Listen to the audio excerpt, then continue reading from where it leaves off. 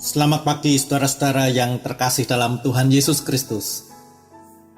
Kita berjumpa kembali dalam sapaan dan renungan pagi GKI Salatiga hari ini, Kamis 22 Juli 2021. Bersama saya, Pendeta Yefta Setiawan Kriskunadi. Sebelum membaca dan merenungkan firman Tuhan, mari kita berdoa. Bapa di surga, terima kasih untuk waktu istirahat semalam. Terima kasih untuk kesehatan. Terima kasih untuk hidup dan kehidupan yang Tuhan karuniakan kepada kami. Pagi ini, sebelum kami kembali melakukan pekerjaan dan berbagai aktivitas kami akan merenungkan sabda-Mu untuk dapat menuntun kami dan menjadi pegangan kami dalam menjalani kehidupan ini dengan berbagai hal di dalamnya.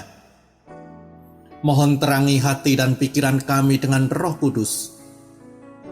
Dalam nama Tuhan Yesus Kristus, Sang Firman hidup, kami naikkan doa kami. Amin. Saudara-saudara, saya akan membacakan kitab Ulangan, pasal 30, ayat 19 sampai 20a yang akan menjadi dasar renungan pagi hari ini. Demikian tertulis, Aku memanggil langit dan bumi menjadi saksi terhadap kamu pada hari ini. Kepadamu ku perhadapkan kehidupan dan kematian, berkat dan kutuk. Pilihlah kehidupan, supaya engkau hidup, baik engkau maupun keturunanmu, dengan mengasihi Tuhan Allahmu, mendengarkan suaranya, dan berpaut padanya. Demikian pembacaan firman Tuhan. Saya memberi tema untuk renungan pagi ini, pilihlah kehidupan. Saudara-saudara, Musa dalam kata-kata perpisahannya sebelum umat Israel memasuki tanah Kanaan, karena Musa tidak akan ikut masuk ke tanah Kanaan, pernah memperhadapkan umat Israel pada pilihan yang amat mendasar, yaitu memilih kehidupan atau kematian. Kepadamu ku perhadapkan kehidupan dan kematian. Demikian perkataan Musa tadi. Lalu ia menegaskan dan menyugesti umat Israel, pilihlah kehidupan, supaya engkau hidup. Nah, kalau pertanyaan yang sama diajukan kepada saudara-saudara dengan konteks situasi kehidupan kita saat ini, kepadamu ku perhadapkan kehidupan dan kematian. Lalu saudara-saudara akan memilih yang mana? Kehidupan atau kematian? Akankah memilih kehidupan seperti yang ditegaskan oleh Musa? Atau menurut saudara-saudara ini adalah pertanyaan yang aneh? Sebab orang kalau diminta untuk memilih kehidupan atau kematian, bukankah pasti akan memilih kehidupan? Namun, benarkah jika orang diminta untuk memilih kehidupan atau kematian, pasti akan memilih kehidupan? Mungkin di dalam kata-kata, di dalam perkataan, jawabannya adalah ya, memilih kehidupan. Tetapi dalam tindakan bisa jadi belum tentu, atau bahkan tidak. Maksudnya memilih kematian. Sebagai contoh, orang kalau menghadapi masalah dalam kehidupannya, sekalipun masalahnya sangat berat, kalau ia memilih kehidupan, apa yang harus dilakukan? Menghadapinya. Seberat apapun yang dihadapi, berjuang dan tidak menyerah. Begitu bukan? Tetapi dalam kenyataannya kita tidak jarang mendengar orang yang justru memilih mengakhiri hidupnya sebagai jalan keluar dalam menghadapi berbagai masalah dalam kehidupannya.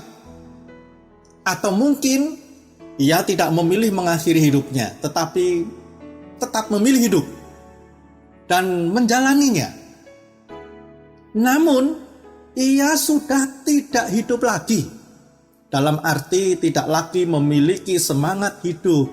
Tidak ada lagi usaha dan perjuangan. Tidak ada lagi kesukacitaan. Tidak ada kemauan untuk bangkit dari keterpurukan dan sebagainya. Nah, bukankah ini sama artinya dengan ia memilih kematian, bukan kehidupan? Contoh lain. Dalam masa pandemi COVID-19 ini, kita termasuk orang yang memilih kehidupan atau kematian.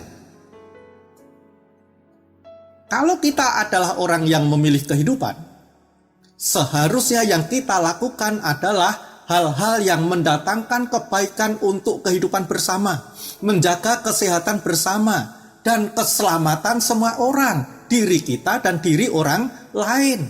Melakukan upaya bersama agar rantai penyebaran COVID-19 dapat diputus.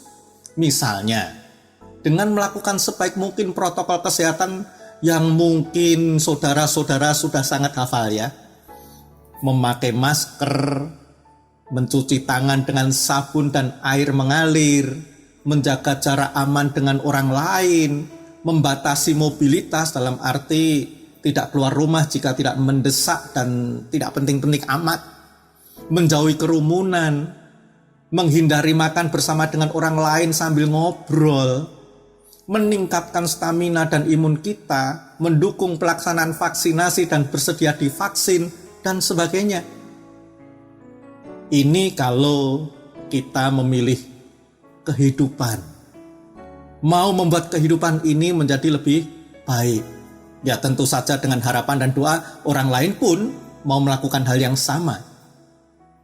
Dan kalau kita sampai mengabaikan semuanya tadi di masa pandemi ini, lalu bertindak semau-maunya kita sendiri, maka tanpa kita sadari kita sudah termasuk menjadi orang-orang yang memilih kematian dan bukan kehidupan.